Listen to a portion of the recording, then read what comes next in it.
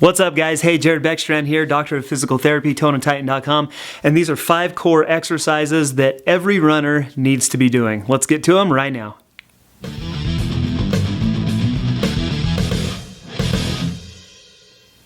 In my physical therapy clinic, running-related injuries are some of the most common injuries that I see. Everything from plantar fasciitis, Achilles tendon pain, shin splints, knee pain, hip pain.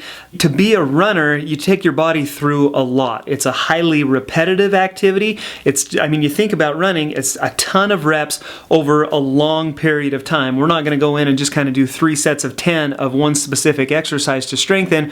We're going to actually get thousands and thousands of reps in over, tens and even hundreds of miles as you're training for a race or as you're running through the season, whatever. It's a highly repetitive type of sport. Now, that being said, it takes a ton of muscle strength, and more specifically, it takes a ton of muscle endurance in order to get that many reps in over that amount of time. The primary problem that I see with the running population is that there's not a lot of cross-training going on. Now, when I say cross-training, I mean supplementing your running with strength training. People will come into my clinic and they'll say, "Oh, Jared, my knees hurt." And I'll say, "Well, okay, let's talk about what you're doing." And I say, what kind of exercise are you getting? They say, "Well, I'm a runner, I run." And that's it. I start talking about cross training. I start talking about, quads and hips and kind of leg strengthening, core strengthening, and not a lot of people are doing it. In my experience, this is kind of really, as a runner, one of the most important things that you can do. This is the boat that a lot of people miss, is in order to run, and in order to run for distances, you need to be really strong to do it. You need to have a really strong core to do it. And what we do, it's really fascinating. The more we work on the core strength with a lot of these runners, a lot of those other issues tend to resolve themselves. So it's kind of a cool thing. I'm glad you guys found this video. Again, this is going to be 5 of my favorite core exercises, those that I share with runners all of the time. Let's get right to it. Alright, so our first couple of exercises are right down here on the floor. Let's go ahead and we'll get started. My first one that I want to show you guys is a plank. And so you're going to get down into a low plank position. Looks just like this. So I'm on my elbows and I'm on my toes. My core is tight. My hips are tucked underneath myself. I'm not rounding my back this way. My butt's not too high. My butt's not too low. Holding this plank statically. Now 30 to 60 seconds is a good number to shoot for. If that's too easy, if you want to kick on a little bit more kind of hip core muscle activation, what we can do is actually add a march. So I'm going to lift my left leg up off of the ground, and then my right leg up off of the ground, and about 10 marches is what we would do here. This is a great exercise. Planks are one of my favorite to work the entire core. You've got 4 muscles that are right in your abdomen. That works all 4 of those layers of your abs. Also works a ton of hip flexors. A great exercise. That's number 1. Number 2, we're going to drop into a side plank position. So now I'm on the outside of my right foot and I'm on my right elbow. Now I'm looking for a straight line, nose, belly button, down between my knees, down between my ankles. That should be a nice straight line while you hold this plank. What we're going to feel here, right now I'm on my right elbow, right foot. You're going to feel a ton of kind of right oblique active with this, but then we're also working that all-important right hip abductor to hold my hips up towards the ceiling. Now that's a muscle, you guys, that gets neglected a lot. That's that glute med, glute min group. That's got to be dang strong when you're running in order to preserve good knee mechanics and in order to prevent kind of that medial, kind of that tibial collapse, your knee falling to the middle, that pronation type motion. Strengthening that muscle can actually really help that out. So that's exercise number 2. We've got planks and side planks. Side planks, again, hold for 30 to 60 seconds. If you need even more of a challenge with those, we're right here in the side plank. We're adding a hip lift. Now we're kicking on left glute med, glute min, as well as we're really enhancing that right side as you have to stabilize through that motion. So there's exercise number 2. Exercise number 3 is going to be a Russian twist.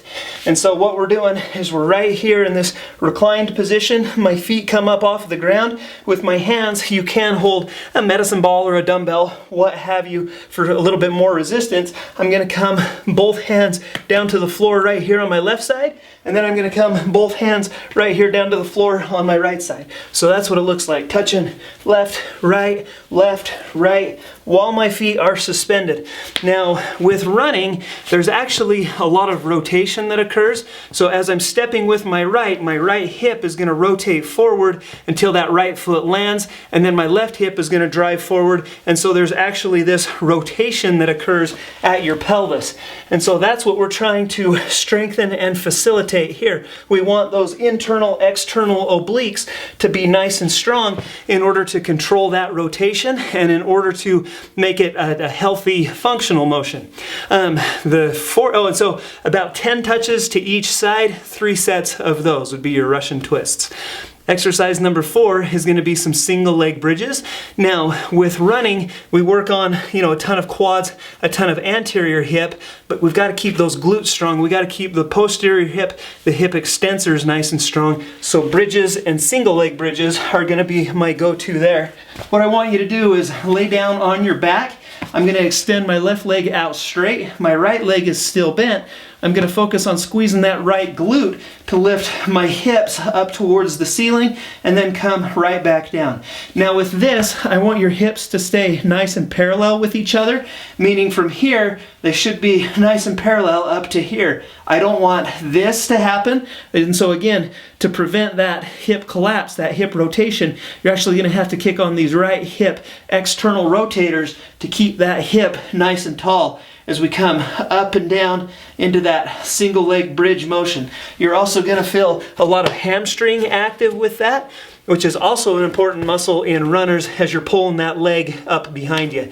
And so on that one, I typically recommend 10 reps on each side, and then you're going to repeat that 3 to 4 times.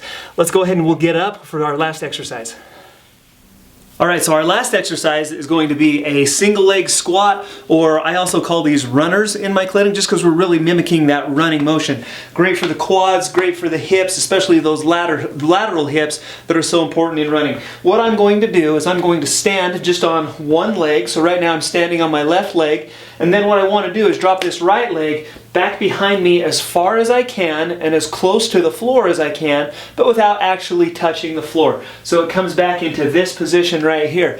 Now you'll notice for a counterbalance, as I brought that right leg back behind me, I'm actually going to bring that right arm up in front of me. So we're going to drop down into this position and then we're going to pull back up. Again, we're using a ton of quad, we're using a ton of glute, but then we're also using a ton of that lateral glute med in order to stabilize. Now, from the front, again, we're dropping down into this position, and again, it's that gluteus medius that's going to help to stabilize this whole system. As I'm dropping down, I don't want that hip, that right hip, to collapse towards the floor. I'm going to use this left hip and those left glute med muscles, specifically glute med, glute min, in order to keep that hip elevated. And so we're right here, we're dropping back again as close to the floor as I can, but without touching the floor on this one, and then drive right back up into that starting position. What I like to recommend to people is do 10 on the left, 10 on the right, and then repeat that 3 to 4 times. So 3 to 4 sets total. And hey, that's all of them, you guys. So that's 5 great core exercises that every runner should be doing. Again, in my physical therapy clinic, those are the exercises that really help people not only recover from injury, but also prevent it from ever occurring. And so I hope you guys found those useful. If you did like this video, do me a favor, hit that thumbs up button down below.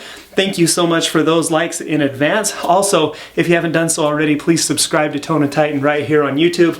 I share a lot of great workouts, some health tips, some healthy recipes. My goal is to help you guys to achieve your fitness goals.